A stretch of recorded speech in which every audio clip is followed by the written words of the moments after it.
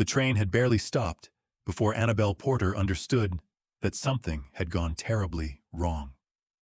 The platform at Silver Creek was loud with boots, voices, and steam, yet no one was looking at her the way a man looks at a woman he intends to marry. She stood with her gloved hands wrapped around the handle of her single suitcase, her heart beating too fast as seconds stretched into something dangerous. This was supposed to be the end of fear, not its beginning. She searched the faces in front of her, just as she had imagined doing during the long journey west. Her father's careful instructions echoed in her mind, steady and reassuring, though he had been gone for months now. Gerald Harrington would be waiting. He would take her bag. He would say her name. Instead, a tall man with a stiff collar finally stepped forward, glanced at her once, and frowned as though disappointed by a purchase he could not return. "You're Annabelle?" he asked, not unkindly, but without warmth. "Yes," she said, lifting her chin. "I'm pleased to meet you." His eyes moved over her dress, her shoes, her posture. The pause that followed felt deliberate. "You'll need to find other arrangements," he said at last. "This won't work." The words landed hard. Annabelle blinked, certain she had misheard. "I'm sorry?" He cleared his throat and shifted his weight. "I expected someone different. I've changed my mind." There were people nearby now. A man loading crates slowed his work. A woman near the station door stopped pretending not to listen. Annabelle felt the heat rise in her face, but she held herself still. "Sir, we exchanged letters for nearly a year. I left my home based on your word." Gerald Harrington's mouth tightened. "That was before I saw you. I've already made other plans." He turned slightly, as if the conversation were finished. "You should speak to Tobias at the general store. He might know of a place." That was all. No apology. No explanation.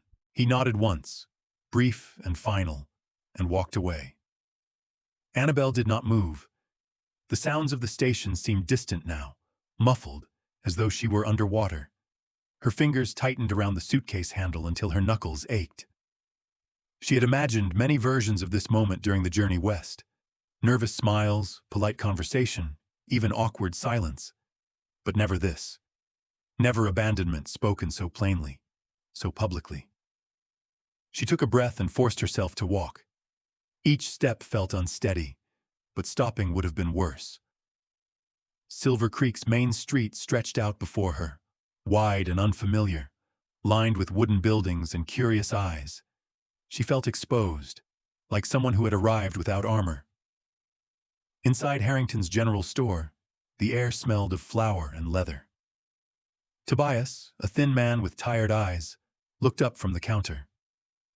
"Can I help you, miss?" Annabelle set her suitcase down carefully. "I was told you might know of lodging." He hesitated. His gaze flicked toward the door, then back to her face. "You're the bride," he said quietly. "I was," she replied. That was enough.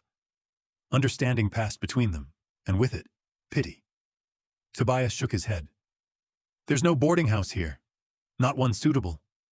Folks usually come with family or arrangements." Annabelle nodded once. She had expected as much. Her coin purse was nearly empty. Her letters of introduction meant nothing here. Everything she owned rested beside her on the floor. As she stepped back outside, the weight of it all settled in. She had followed the rules. She had been careful, educated, obedient, and still, she stood alone in a town that owed her nothing. A voice cut through the noise. That man had no right. She turned. A stranger stood a few paces away, broad-shouldered, dust on his coat, his expression controlled but sharp around the eyes. He had clearly seen what happened. Unlike the others, he did not look away. "It's my concern when someone's treated like that," he said. "You shouldn't be left stranded." Annabelle studied him, wary but desperate. She did not yet know his name, or that this moment would divide her life into before and after. She only knew that she had reached the end of what she could endure alone. By late afternoon, the sun hung low over Silver Creek, casting long shadows across the dirt road as Annabelle Porter stood just outside the general store with nowhere to go.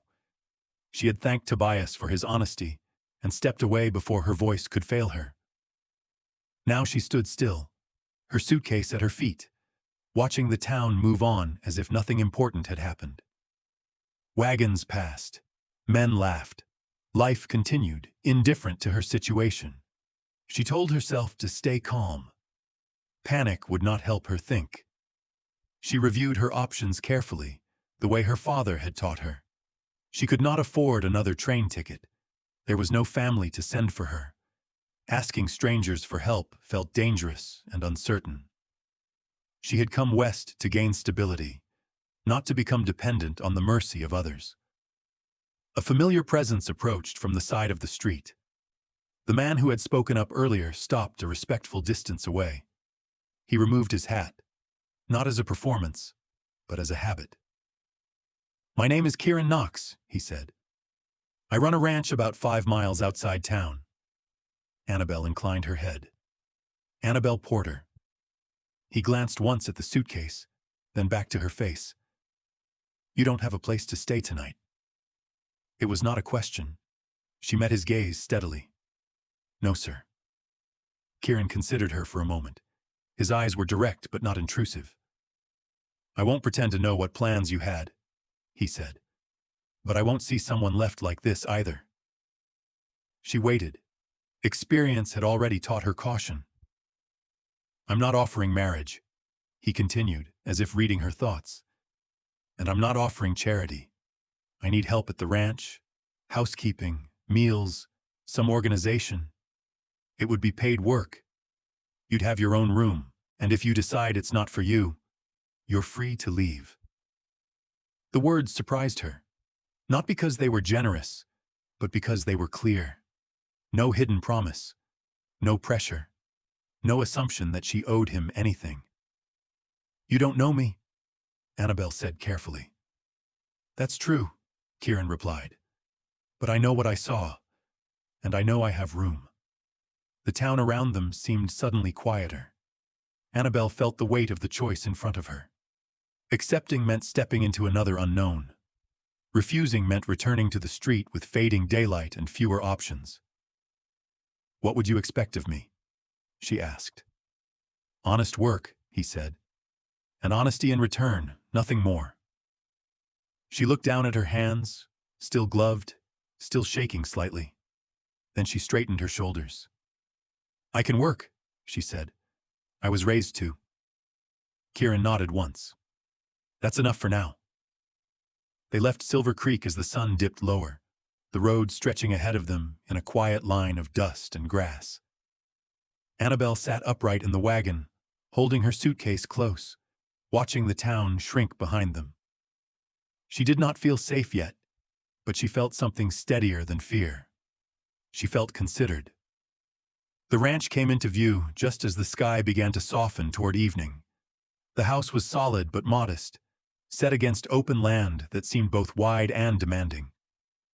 Kieran helped her down from the wagon, then showed her inside without ceremony. "You'll have supper," he said. "Then rest. We can talk details tomorrow." He showed her to a small but clean room with a narrow bed and a window that faced the yard. There was a wash basin, a chair, and a hook for her coat. Nothing fancy. Nothing temporary either. When he left her alone, Annabelle sat on the edge of the bed and let out a breath she felt she had been holding since the train arrived. The silence was unfamiliar, but not unkind. For the first time since leaving Boston, no one was watching her to judge her worth. She unpacked slowly, laying her things out with care. Each movement grounded her. This was not the life she had planned, but it was a chance to stand on her own terms. That night, as she lay awake listening to the quiet sounds of the ranch, Annabelle understood something important. Kieran Knox had not saved her. He had simply opened a door and let her decide whether to step through. And for the first time since her father's death, that choice belonged entirely to her. Morning routines at the Knox Ranch did not pause for uncertainty. Annabelle learned that on her first full day, when the sound of movement outside her window replaced the bells and clocks she had known back east. She rose early, dressed neatly, and stepped into the kitchen before anyone asked her to. The space was functional but neglected, as though order had once mattered there and slowly been forgotten. She tied on an apron and began with small, deliberate tasks, setting the room right without announcing herself. By the time Kieran entered, coffee was warming and the table cleared of yesterday's clutter. He noticed, though he did not comment.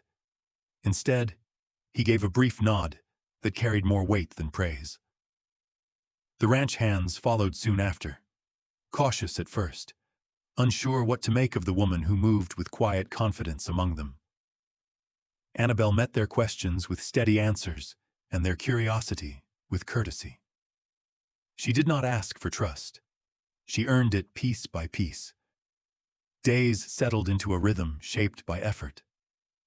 Annabelle managed the kitchen, organized supplies, and tended a small garden behind the house. She brought structure where there had been none, and with it, a sense of calm that spread through the ranch. When one of the hands, Jacob Miller, took ill after a long day in the sun, she stayed at his side, cooling his brow and insisting on rest. Her voice carried authority not because she demanded obedience, but because she spoke with care and certainty. Kieran watched these changes quietly.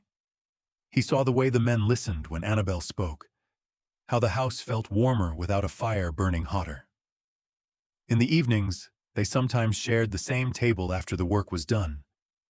Conversation came slowly at first, limited to practical matters. Yet silence between them never felt heavy. It felt chosen. The emotional shift came one afternoon in the study, a small room Kieran rarely entered. Annabelle had been sorting old papers when she found a stack of books, worn but well kept. She recognized titles from her schooling in Boston, volumes her father had once valued. Without thinking, she sat and opened one, her fingers resting on the margins filled with notes. "You read," Kieran said from the doorway, surprise evident in his voice. She looked up, startled. For a moment she considered closing the book and apologizing. Instead, she spoke honestly. "My father believed education was a form of freedom. He said it could never be taken if you carried it with you." The words unlocked something she had kept carefully guarded. Memories surfaced, quiet evenings by lamplight, her father's steady presence, the promise that she would never be powerless if she learned to think for herself. The loss she had carried west rose sharply, unexpected and raw. Kieran listened without interrupting. When she finished, he said only, "You don't seem like someone who should be told where she belongs." The comment stayed with her long after he left the room. That night, Annabelle lay awake, torn between gratitude and caution. She had come to the ranch for work, not attachment. Depending on kindness, even honest kindness, felt like a risk. Yet she also knew the cost of closing herself off completely. She faced a quiet moral choice: protect herself by staying distant, or allow trust to grow and risk disappointment again. The days that followed tested her resolve. A sudden storm damaged part of the bunkhouse roof, throwing the ranch into disorder. Annabelle stepped in without hesitation, organizing meals, assigning tasks, and keeping spirits steady while repairs were made. When supplies ran low, she rode with Kieran into town, facing the same streets where she had once been humiliated. This time, she held her head high. People noticed. Respect replaced curiosity. Annabelle felt the shift and understood its meaning. She was no longer surviving on borrowed time. She was contributing, choosing to stand where she was rather than hide from where she had been. One evening, as the sun set over the fields, Kieran thanked her, not for a single task, but for what she had brought to the ranch as a whole. She accepted his words quietly, aware that they marked a turning point. Annabelle realized then that growth was not just about proving worth to others. It was about recognizing her own. The ranch was changing, and so was she. And somewhere between duty and choice, a deeper connection had begun to take root, one that would soon demand more than effort alone. Trouble did not arrive loudly. It came in the form of unease, a tension that settled over the ranch as the days shortened and the nights grew colder. Annabelle sensed it before anyone spoke of it. Horses were restless. Gates were found unlatched. A tool went missing, then another. Nothing that could be pointed to with certainty, but enough to make the men watch the horizon more closely. Kieran said little, but Annabelle noticed the way his posture changed, how his attention sharpened. One evening, as they cleared the table together, he asked her to stay inside after dark for the next few nights. The request was calm, not commanding, yet it stirred a familiar fear in her chest. The feeling of being told what was best for her without explanation. "I can be careful," she said evenly. "I know," he replied. "This isn't about doubt. It's about caution." She nodded, though unease lingered. She had worked too hard to be seen as capable to now be set aside. Still, she understood responsibility when she heard it. Trust, she was learning, sometimes meant listening even when pride resisted. The situation came to a head late one night when raised voices carried from the bunkhouse. Annabelle was awake, reading by lamplight, when she heard hurried footsteps and the sharp sound of urgency. Against her better judgment, she stepped into the hall. From the window, she saw figures moving near the far fence, shadows where there should have been none. Her heart raced, but she did not freeze. Instead, she did what she had learned to do. She acted. She woke Jacob Miller, sent him for the others, and returned to the main room to secure what she could. When Kieran entered moments later, his face was set, but his eyes found her immediately. "You should have stayed inside," he said, not in anger, but fear. "I did what needed doing," she answered. "So did you." The night passed without open confrontation, but the message was clear.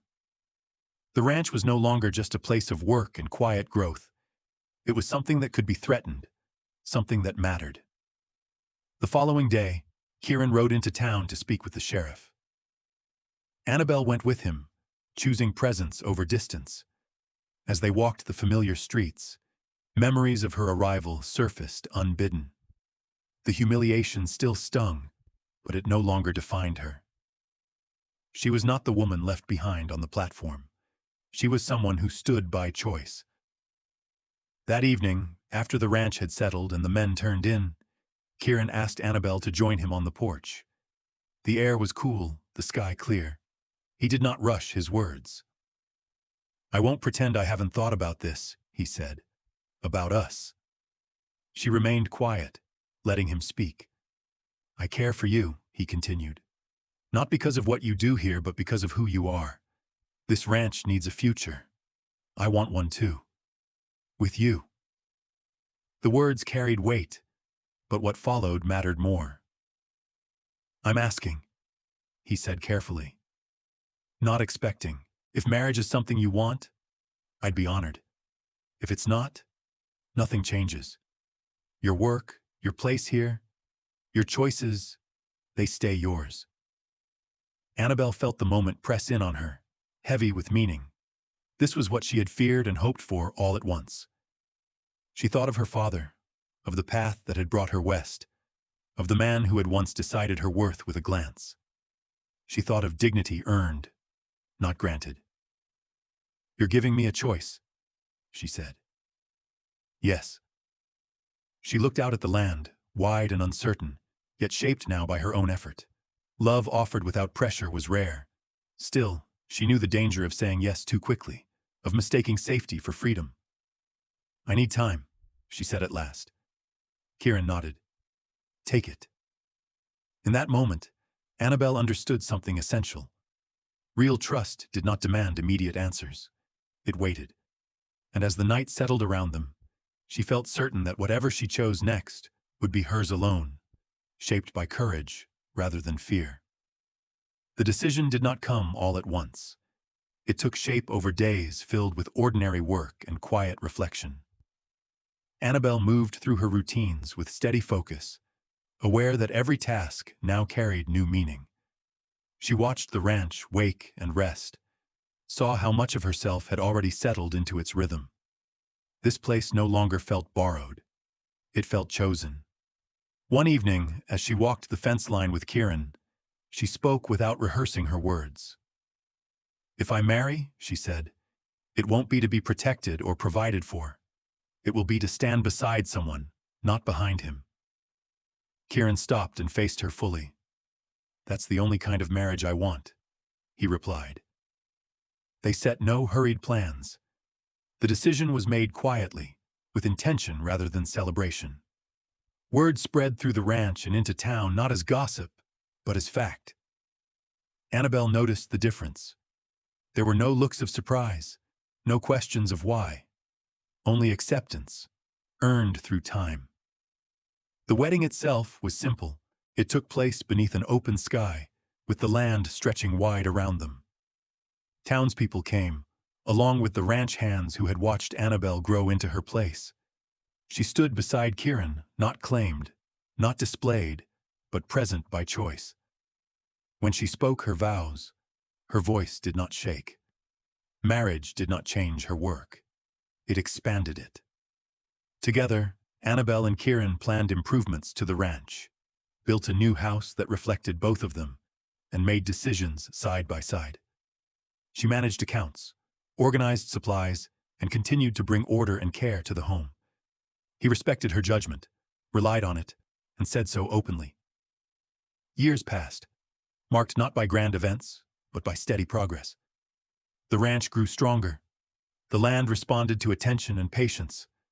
Children's laughter eventually joined the sounds of work and wind, carrying across the fields in the early mornings. Annabelle taught them the lessons her father had once taught her, that knowledge mattered, that dignity was not granted, but practiced.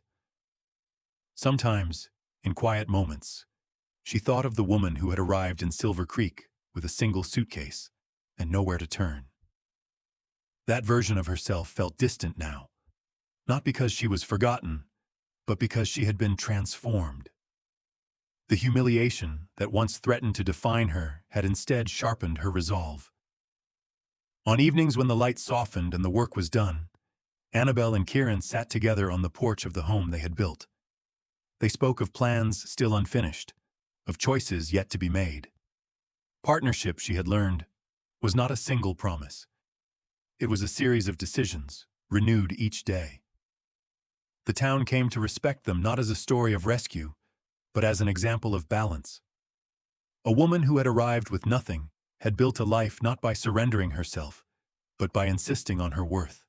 A man who had offered work had gained a partner, not by demand, but by patience. As the years stretched on, Annabelle understood the truth she wished she could tell every woman standing at the edge of uncertainty. Safety without choice was not safety at all. Love without respect was only habit. What endured was the courage to choose, even when the cost was high.